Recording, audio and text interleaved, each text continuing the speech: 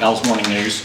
We've asked you a lot about all the changes you've had in the offensive line since you've been here, but the ability to have Zack in place and kind of anchor that, especially in a week like this where you're going against Aaron Donald. Can you just talk about Zack and how he anchors that line for you? Well, I mean, Zack Martin's not only an anchor for offensive line. He's definitely one of our keystones in the locker room. Just a great pro all the way around. Still playing at an extremely high level, but yeah, he gives us such a high level of consistency with the communication, the experience, and he does a phenomenal job with our young players. I know you're not focused on any one matchup, but him going against Aaron Donald, is that about as good as it gets in interior line play in this league? Definitely. I mean, if you want to watch a matchup, that'd be definitely one to circle. But I think also, it depends on where Aaron's going to play. I mean, there's certain formations and based off what we're expecting and so forth. So I don't know how much he'll be on the right side. Clarence, before we start talking around, there was so much talk in the offseason last year about Trevor. He got the interception, he gave up the yards, and I don't know if there was a focus on if he was gambling too much, being more fundamental sound. How well is he playing right now? I mean, he got the 2 picks, but his ability to knock down passes and break up passes. How well is he? Definitely. I mean, I think he's playing very well.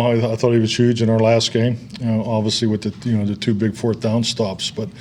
I think it's like anything in this league. I mean, we talked about it a bunch in the Wednesday team meeting where, 4 weeks into this, and now he's a year and 4 weeks into it, people have video on you. I mean, we all have tendencies. The most important thing is you need to know your tendencies. You need to know what you've put on film, and you'll have a higher understanding, expectation, anticipation of how people are going to attack you. And I think he's definitely making that.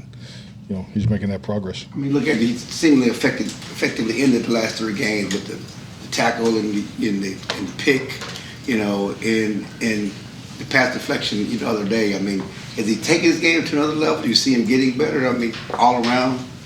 I think I just said that, but I didn't give you enough adjectives. So he's doing because you're in charge of his fan club, and I get that. I'll help you along here. But absolutely. I think he's playing. Super instinctive and smart. I mean, his anticipation skills are top notch. But yeah, definitely, I think he's been outstanding. Is it good? Yeah, very good.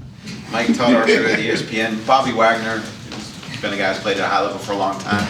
What was this team's level of interest in adding him in the offseason? Did it ever come close, and how's he playing now? I mean, as far as coming close, I know Dan Quinn and Bobby have a relationship, but just like anything, there's always a business, side to that component, and where we were as far as our young guys, and so that was all part of it. But as far as ifs and buts, I never really like to get into that because there's a lot of conversations that go on a yearly basis.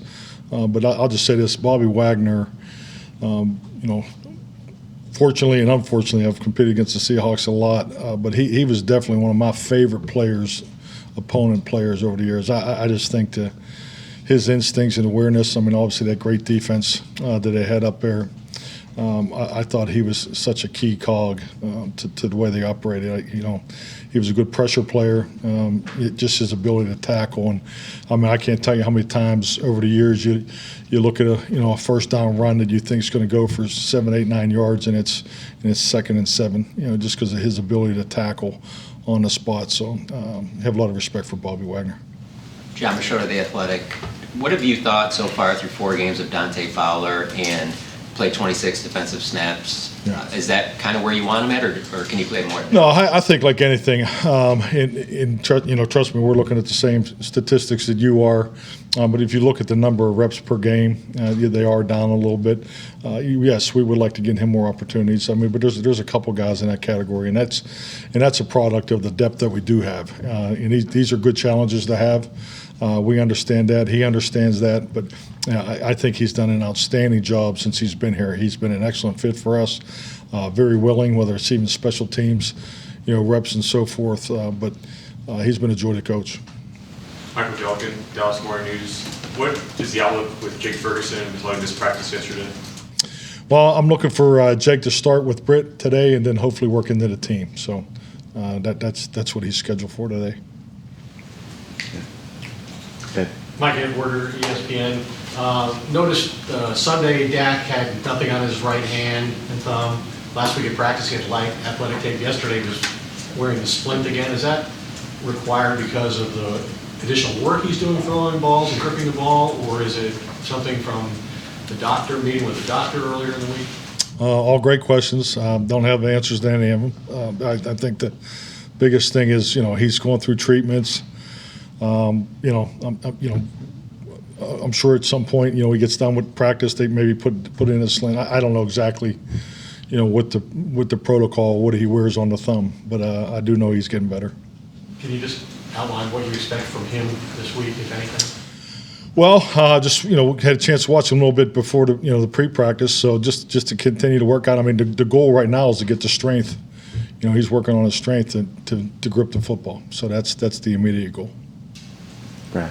Brad Sham, Dallas Cowboys Radio. Mike, you said Fowler was one of a few guys in the category of you'd like to get some more snaps, so this is the first of two questions. Who are some of the other ones? And two, if you haven't already, how will you decide between the long snappers?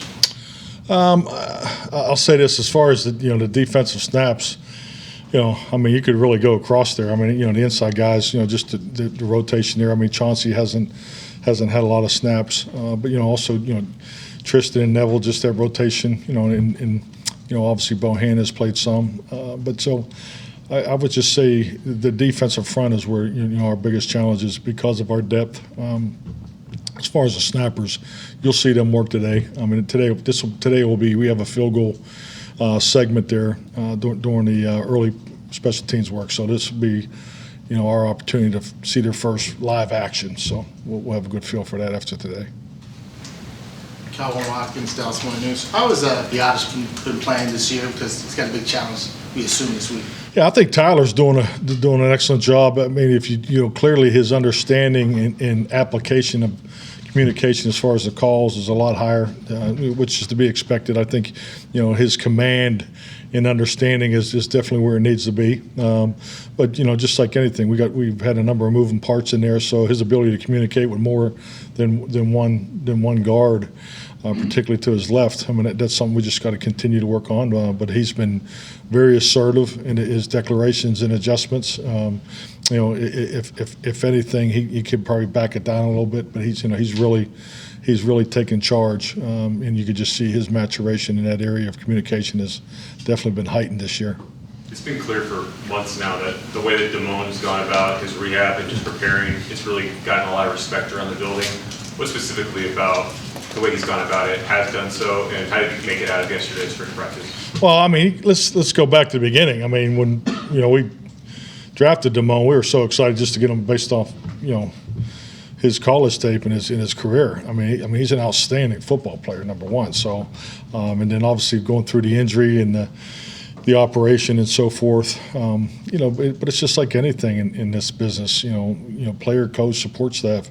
Until you get to work with anybody, you really don't know. And just to watch the way he's attacked the rehab, it's been extremely impressive for first-year players. So he's all football, and he's in incredible shape. And I think in the long term of this is a blessing for him because he obviously took care of a serious situation that he wasn't even aware of. So.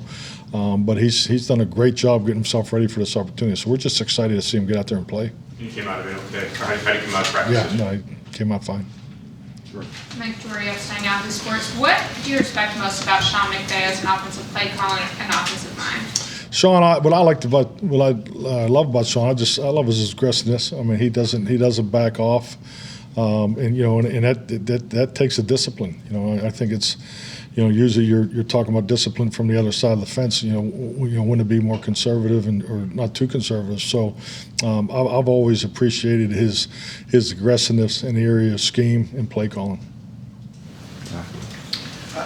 Mike, on the long snappers again, this might be a yes answer for you, but what's more important, accuracy or speed? And how they Today, get back there. I mean, being new, accuracy. Yeah. So by game time, it's was it 1.2 seconds or whatever you guys want to get the kickoffs in? Oh my God! I've been doing this a long time, so I'm out of no answers right now, so can you help me out? So, Do you, how often do you use the point spread to motivate the team?